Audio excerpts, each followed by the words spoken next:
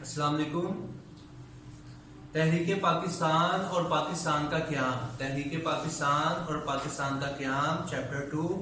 Recently lecture میں ہم نے تحریک پاکستان کا پس منظر پڑھا تھا، جس کے 2 پیراگراف ہم نے کر لیے تھے۔ آج اس کا تیسرا پیراگراف پڑھیں گے اور اس کے بعد آج ہم کیا پڑھیں گے؟ تحریک علی گڑھ اور سر سید احمد خان۔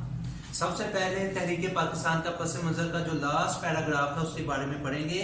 1831 میں سید احمد شہید اور ان کے رفیق شاہ ولی اللہ نے شاہ ولی اللہ کی علمی محاذ کو کہ علمی تحریک کو آگے چلانے کے لیے انہوں نے ذمہ داری کس کو دی؟ سید احمد شہید کو۔ اب انہوں نے آگے سے کیسے تحریک پاکستان کو آگے چلایا یہ ہم پڑھیں گے کہ 1801 میں سید احمد شہید اور ان کے رفیق کہتے ہیں ان کے ساتھی، ان کے دوست، رفیق خاص سید اسماعیل شہید بالا کوٹ میں سکھوں کا مقابلہ کرتے ہوئے شہید ہو گئے۔ اب کیا ہوا کہ 1831 میں سید احمد خان شہید اور ان کے بہت اچھے دوست، جو خاص دوست سید اسماعیل خان شہید بالا کوٹ میں سکھوں کے ساتھ مقابلہ کرتے ہوئے جنگ کرتے ہوئے ان کو شہید کر دیا گیا۔ عسکری سطح پر احیاء اسلام کی آخری کوشش بھی ناکام ہو گئی۔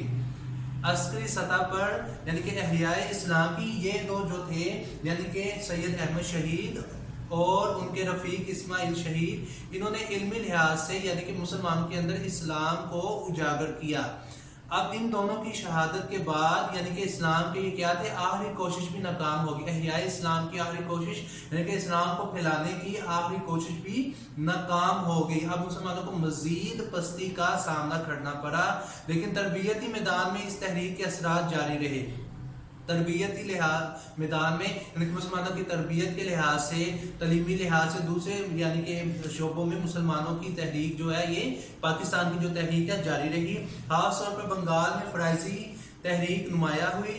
فرائضی تحریک فرض کی، مسلمانوں کو سمجھایا کہ ایک تحریک شروع کی گئی جس کا نام فرائضی رکھا گیا، اس میں بتایا گیا مسلمانوں کو کہ آپ کے کیا کیا فرض ہیں، کیا کیا فرائض ہیں، کیا کیا ذمہ داری ہیں، اس کے بارے میں مسلمانوں کو آگاہی دی گئی۔ فرائضی تحریک کا بنیادی مقصد مسلمانوں کو فرائض کی ادائیگی اور دعوت و تلقین تھا۔ اب فرائضی تحریک کا مقصد کیا تھا کہ فرائض ادائیگی، جیسے میں نے پہلے آپ کو بتایا کہ مسلمانوں کے کون کون سے فرائض ہیں، کون کون سے فرائض ان کو ادا کرنے چاہیے، اس کے بارے میں بتایا گیا۔ اور دعوت و تلقین کہ مسلمانوں کو بتایا گیا کہ ان کو کہ اسلام کی اشاعت کیسے پھیلانی ہے، کسی غیر مسلم کو مسلمان کیسے بنانا ہے، اس کا طریقہ بھی سکھایا گیا۔ 1857 کی جنگ آزادی بھی مسلمانوں کے سیاسی احیاء اور استقلال کی ایک کوشش تھی۔ اب 1857 کی جو جنگ لڑی گئی جو انگریزوں کے خلاف تھی، یہ بھی اس چیز کے لیے تھی کہ مسلمانوں کے اسلام کو پھیلایا جائے اور مسلمانوں کے لیے ایک الگ وطن حاصل کیا جائے، اور انگریزوں اور مین اس کا بنیادی مقصد یہ تھا کہ انگریزوں سے چھٹکارا حاصل کیا جائے۔ یہ تحریک پاکستان کے پس منظر کا لاسٹ پیراگراف تھا۔ اب ہم پڑھیں گے تحریک علی گڑھ اور سر سید احمد خان۔ جنگ آزادی میں ناکامی کے ساتھ ہی بڑے صغیر کے مسلمانوں کی تاریخ کا سیاہ ترین دور شروع ہو گیا۔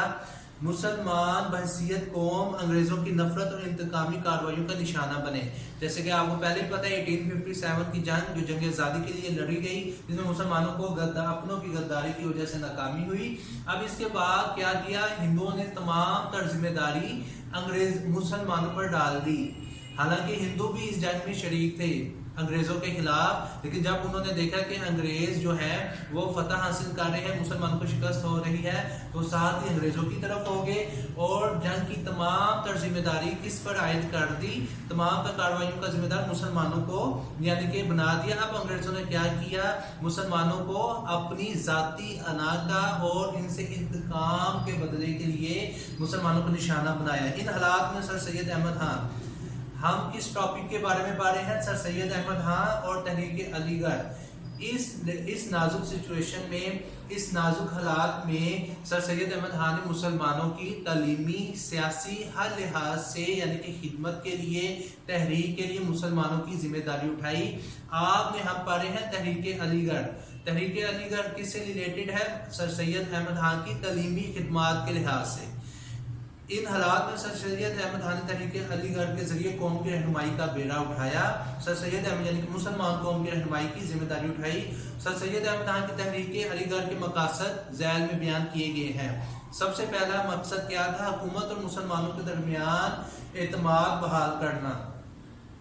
یعنی کہ سر سید احمد خان کا مقصد یہ تھا کہ حکومت کے درمیان اور مسلمانوں کے درمیان اعتماد بحال کرنا، جو کہ ہندوؤں نے بری طرح سے خراب کر دیا تھا، کیونکہ ہندوؤں نے انگریزوں کے یعنی کہ مائنڈ میں، ذہنوں میں، دماغوں میں یہ ڈال دیا تھا کہ مسلمان قوم غدار قوم ہے، مسلمان قوم باغی قوم ہے.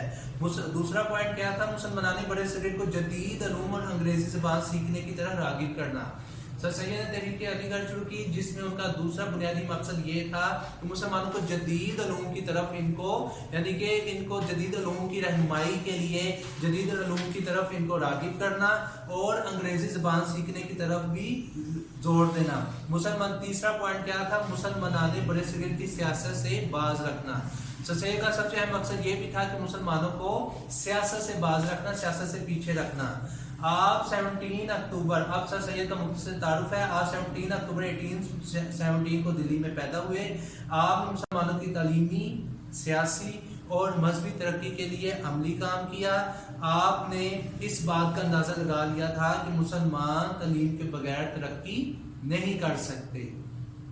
پیج نمبر 19، تحریک علی گڑھ اور سر سید احمد خان. پہلے 3 پوائنٹ آپ یاد کرنے ہیں اور اس کی پریکٹس بھی کرنی ہے. شکریہ.